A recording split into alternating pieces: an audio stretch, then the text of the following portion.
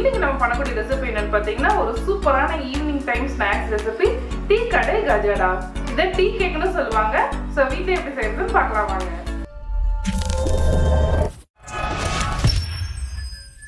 இன்னைக்கு நம்ம எக்லெஸ் கஜடா தான் செய்ய போறோம். அதுக்கு ஒரு மிக்ஸி ஜார் எடுத்துக்கோங்க. அதுல சர்க்கரை 1/2 கப் மிக்ஸி ஜார்ல சேர்த்துருங்க. 3 ஏலக்காய் இதுல சேர்த்துட்டு இதை நல்லா பவுடர் போல அரைச்சி எடுத்துக்கோங்க. இது போல நல்லா பவுடர் மாதிரி அரைச்சி எடுத்துக்கோங்க. அடுத்ததான் ஒரு பெரிய சைஸ் பவுல் எடுத்துக்கோங்க. அதுல மைதா 1 கப் 250 கிராம் கப்ல 1 கப் எடுத்துக்கோங்க. எந்த கப்ல மைதா அளந்தீங்களோ அதே கப்ல தான் நான் சர்க்கரை 1/2 கப் அளந்துருக்கேன். ரவை 3 டேபிள் ஸ்பூன், அரிசி மாவு 2 table spoon, baking powder 1 teaspoon, உப்பு 1 சிட்டிகை, தயிர் 2 டேபிள் ஸ்பூன், நெய் 2 டேபிள் ஸ்பூன் சேர்த்துக்கோங்க. லாஸ்டா நம்ம அரைச்சி வச்சிருந்த இந்த சர்க்கரை ஏலக்காய் பவுடர் அது எல்லாத்தையுமே உள்ள சேர்த்துருங்க. சர்க்கரை எல்லாத்தையும் சேர்த்துட்டு ஃபர்ஸ்ட் கை வச்சு நல்லா கலந்து விட்டுக்கோங்க. ஏன்னா இதில் தயிர் சேர்த்துருக்கறனால ஃபர்ஸ்ட் நம்ம இந்த மாதிரி மிக்ஸ் பண்ணிக்கலாம். இந்த மாதிரி ஒரு தடவை மிக்ஸ் பண்ணிட்டு கொஞ்சம் கொஞ்சமாக தண்ணி சேர்த்து இதை நல்லா பிசைஞ்சு விட்டுக்கோங்க. சர்க்கரை பவுடர் பண்ணி சேர்த்துருக்கறனால கொஞ்சமாக தண்ணி சேர்த்து பிசைஞ்சாவே கரெக்டாக வரும். அதிகமாக சேர்த்துட்டிங்கன்னா கரெக்டான பதம் வராது. தண்ணி சேர்க்கும் போது ரொம்ப கவனமாக சேர்த்துக்கோங்க. இந்த மாவோட பதம் கொஞ்சம் பிசு பிசுப்பாக தான் வரும். இந்த மாதிரி பிசைஞ்சதுக்கு அப்புறமா ஒரு மூடி போட்டு மூடிடுங்க. ஒரு 10 நிமிஷத்துக்கு இதை நல்லா ஊறட்டும். ரவை நல்லா ஊறி வரட்டும். 10 நிமிஷம் ஆயிடுச்சு. ரவை நல்லா ஊறி இருக்கு. லைட்டாக கையில் எண்ணெய் தடவிட்டு இந்த மாவை எடுங்க. இது ஊறி இருக்கிறதுனால இப்போ பிசு பிசுன்னு இருக்காது. இப்போ இந்த மாவுல இருந்து கொஞ்சம் போல எடுத்துக்கோங்க. இதை லைட்டா ரவுண்ட் பண்ணிக்கோங்க.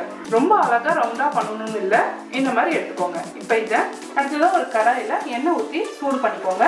எண்ணெய் சூடானதும் நம்ம ரெடி பண்ணி வச்சிருந்த மாவு அதை உள்ள சேர்த்துருங்க. ஆயில் மிதமான சூட்டில் இருக்கணும். ரொம்ப சூடாக இருந்ததுன்னா மேலே கருகிடும், அப்புறம் உள்ளார வேகாமல் போயிடும். அதனால மிதமான சூட்டில் வச்சுக்கோங்க. உடனே திருப்பி போட வேண்டாம்.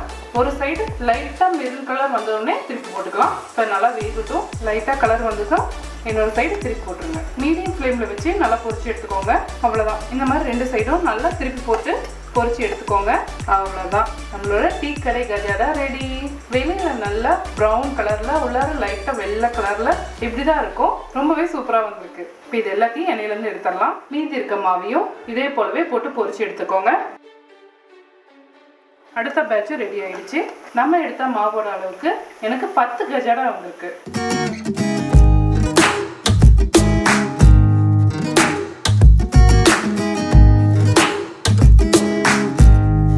அவ்வளவுதான், நம்மளோட எக்லெஸ் டீ கடை கஜடா ரெடி.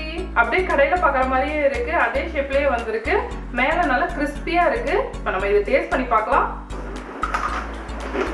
அடடா, சூப்பர் டேஸ்ட்ல வந்திருக்கு. அப்படியே சின்ன வயசுல சாப்பிட்ற மாதிரியே இருக்கு. அதே டேஸ்ட். ஒரு சூப்பரான ஈவினிங் டைம் ஸ்நாக்ஸ் இது.